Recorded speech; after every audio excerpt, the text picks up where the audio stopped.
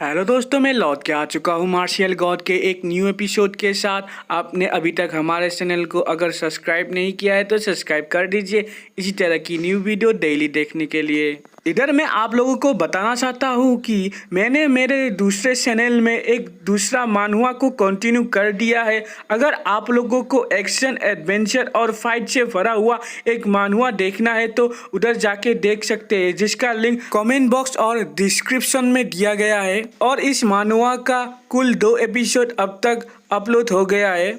Come back to this video. Martial god में हमने अब तक देखा कि उधर जियान डायनेस्टी का जियान चुशेंग आ जाता है और शूफेंग और क्विंगमिंग के बीच एक फाइट अरेंज कर देता है और इस फाइट के लिए दोनों एग्री हो जाते हैं। आखिरी में हमने देखा था क्विंगमिंग और शूफेंग के बीच फाइट स्टार्ट हो जाता है।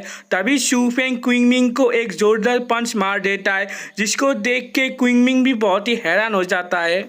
और आज के एपिसोड के शुरुआत में हमें दिखाया जाता है शूफेंग क्विंगमिंग को दोबारा से अटैक करने लग जाता है, जिसको देख के ऑडियंस में लोग कहने लग जाते हैं जी क्विंगमिंग शूफेंग को क्यों अटैक नहीं कर रहा है। तभी ऑडियंस में एक दूसरा बंदा कहने लगता है हम बता नहीं सकते वो क्या सोच रहा है। अगर जी क्विंगमिंग शूफेंग के ऊपर अटैक कर देता है तो शूफेंग को एक स्ट्राइक में ही वो हरा सकता है।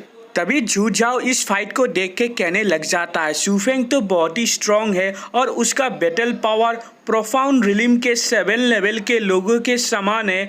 इस बार तो जी क्विंगमिंग ने अपने एनिमी को अंडरस्टैंड करने में गलत कर दिया है, जिसकी वजह से वो खुद को बहुत ही ताकतवर मान रहा है। तभी ये बात सुन के गुबू कहने लग जाता है ब्रदर जी क्विंगमिंग बहुत ही स्ट्रांग है, मगर उसका कल्टीवेटर लेवल अब शूफेंग के बराबर ही है, इसलिए इस फाइट को कौन जीतने वाला है हम बता नहीं सकते। मगर शूफेंग बहुत ही स्ट्रांग है। अगर जी क्विंगमिंग अपना एलिट आर्नामेंट भी यूज़ करता है तब भी कोई बता नहीं सकता है ये फाइट कौन जीतने वाला है। तभी गुबू का ये बात सुन के झू झांग गुबू को कहने लगता है लिटिल बू तुम एलिट आर्नामेंट के बारे में अच्छे से नहीं जानते हो, वो बहुत ही पावरफुल होता है और अगर झू झांग एलिट आर्नामेंट यूज़ करेगा तो शूफेंग भी कुछ नहीं कर पाएगा। तभी गुबू कहने लगता है एल्डर ब्रदर जब हम असुरा डीमन टावर के अंदर थे जीबू फेंग के पास भी ये एलिट आर्नामेंट था, मगर शूफेंग ने इस एलिट आर्नामेंट के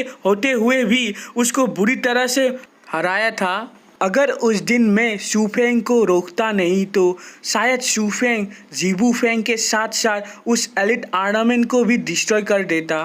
तभी झू झांग गुबू को कहने लगता है तुमने जो बताया उससे मैं बहुत ही एक्साइट हो गया हूँ और मैं भी देखना चाहता हूँ शूफेंग एलिट आर्नामेंट के आगे क्या टेक्निक यूज़ करता है। और अपने मन में सोचने लगता है क्या क्विंगमिंग इतने सारे लोगों के सामने उससे कम पावरफुल कल्टीवेटर के सामने अपना एलिट आर्नामेंट यूज़ करेगा। तभी हमें नेक्स्ट सीन में दिखाया जाता है क्विंगमिंग शूफेंग से बच के भाग रहा होता है और शूफेंग पीछे से उसे पीछा कर रहा होता है। तभी शूफेंग क्विंगमिंग को कहने लग जाता है तुम क्या बंदरों के साथ बांट लिए थे, इसलिए शायद तुम बहुत ही तेज़ी से भाग रहे हो और तुम बहुत ही तेज़ी से भागो वरना मैं तुम्हें पकड़ लूँगा।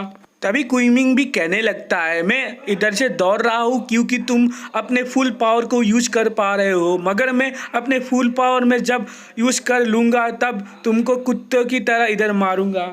तभी शूफेंग उसे कहने लगता है ऐसा है तो तुम अपने खुद के फुल पावर को यूज़ कर सकते हो और मुझे पता नहीं है किसी एक कमीने ने मुझे बताया था वो एक हाथ से ही मुझे हरा सकता है। तभी क्विंगमिंग शूफेंग को बताने लग जाता है मैं एडमिट करता हूँ मैंने तुम्हारे पावर को अंडरस्टैंड करने में बहुत ही गलती कर दिया, मगर शूफेंग तुम इतना भी मत बोलो। तुम अगर इतना बोलते रहोगे तो फ्यूचर में तुम कब मर जाओगे तुम्हें भी पता नहीं चलेगा।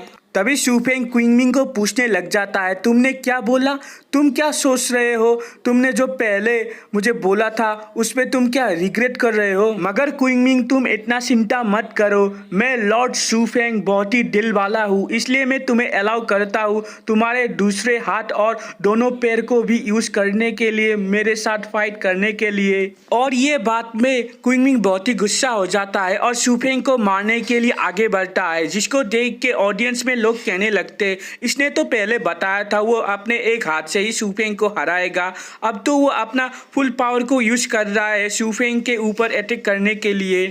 तभी ऑडियंस में दूसरा बंदा कहने लग जाता है क्या शूफेंग ने बोला था वो सच है? क्या क्विंगमिंग शूफेंग को एक हाथ की मदद से हरा नहीं सकता है, इसलिए शूफेंग ने उसको कहा अपने फुल पावर को यूज करने के लिए। तभी शूफेंग क्विंगमिंग का ये अटैक देख के क्विंगमिंग को कहने लगता है तुम सिर्फ क्या यही कर सकते हो। ये कह के शूफेंग भी क्विंगमिंग के ऊपर बहुत सारा अटैक करना लग जाता है। तभी दिखाया जाता है दोनों के ऊपर अटैक करने लग जाते हैं, मगर कोई भी किसके ऊपर हावी नहीं होता है, जिसको देख के क्विंगमिंग बहुत ही हैरान हो जाता है और अपने मन में सोचने लगता है मैंने तो इधर बहुत ही सीक्रेट टेक्निक यूज किया है मगर शूफेंग का मैं कुछ भी कर नहीं पा रहा हूँ। क्या शूफेंग ने भी कोई सीक्रेट टेक्निक सीखा है? मगर सीक्रेट टेक्निक तो बहुत ही रेयर होते हैं। शूफेंग जिधर से आया है इधर ऐसे टेक्निक को पाना बहुत ही मुश्किल है। शूफेंग के पास ऐसा टेक्निक कैसे हो सकता है? तभी शूफेंग क्विंगमिंग को कहने लग जाता है मैं सही था, तुम्हारे अंदर से कोई पावर नहीं आ रहा है। अगर तुम अपने दोनों हाथ और दोनों पैर की मदद से पूरे साल भी मेरे साथ फाइट करोगे तो तुम मुझे हरा नहीं पाओगे। और क्विंगमिंग तुम तब क्या करोगे जब मैं तुम्हारे कल्टीवेशन के समान आ जाऊंगा। तभी क्विंगमिंग शूफेंग के ये बात पे बहुत ही गुस्से में आ जाता है और गुस्से से कहने लगता है तुम क्या मेरे कल्टीवेशन के इक्वल में आ भी सकते हो। और ये कह के शूफेंग के ऊपर अटैक कर देता है, जिसकी वजह से शूफेंग थोड़ा पीछे जाने लग जाता है। तभी शूफेंग सोचने लगता है ये क्या अपना फुल पावर यूज कर रहा है।